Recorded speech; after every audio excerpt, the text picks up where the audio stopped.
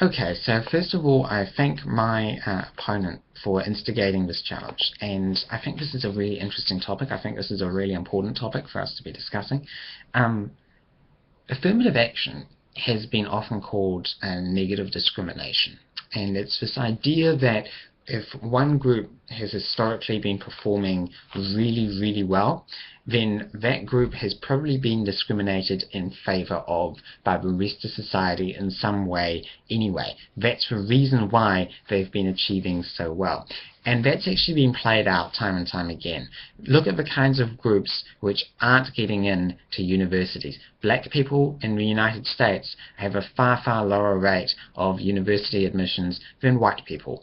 Incidentally, they also have a much higher incarceration rate, much lower wages, and much fewer jobs. And so that's probably why they don't do so well in university level, is because they can't achieve a test so well because they don't have the same sort of primary and secondary education either. So, of course, they're going to be discriminated against in a sort of social way.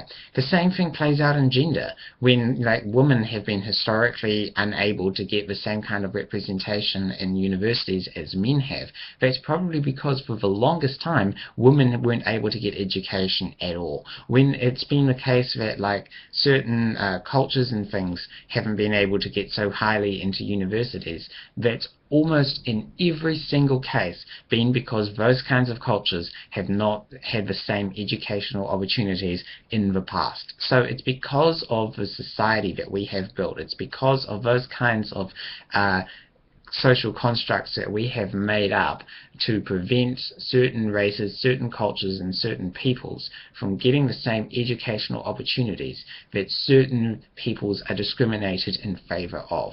Now, affirmative action works as a kind of counterpoint to that. Now, affirmative action is when we say, all right, everybody has to meet a certain criteria. Everyone kind of has to meet most basic requirements to be able to study the course. But when we come to whittle down the candidates, when we come to decide which of the people that passed the basic test, which 60 or so should be allowed into the class, we say that there should be limits. There should be a certain number of people who get in from all the different kinds of races, cultures, and genders and such that apply to the maximum extent as that would be possible underneath the numbers that have actually wanted to do this course.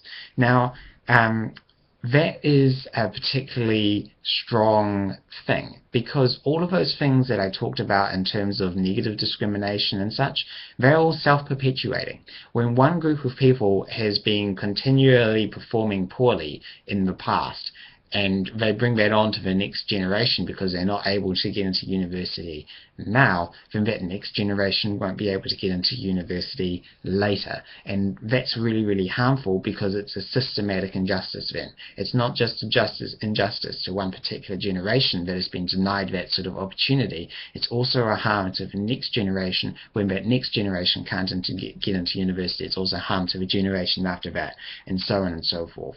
That contradicts what I think is the most important value in this debate, that all men are created equal. No matter what kind of background we come from, we should have equal opportunity. But how can we have equal opportunity when we don't have equal education? How can two people apply for a managerial position when only one of those people has the opportunity to go to university and get that kind of job?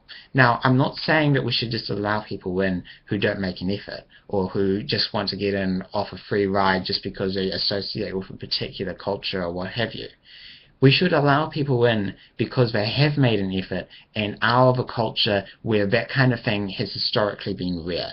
Despite the fact that they've made an effort, right, certain cultures are still never going to get into university unless we somehow discriminate towards those people. Universities right now are just taking the top numbers of certain tests. Affirmative action is about getting a baseline for those tests and instead choosing people to represent all the different cultures. It's diverse because all cultures are represented. It's fair because all cultures get educated. And it's equal because all cultures get an education.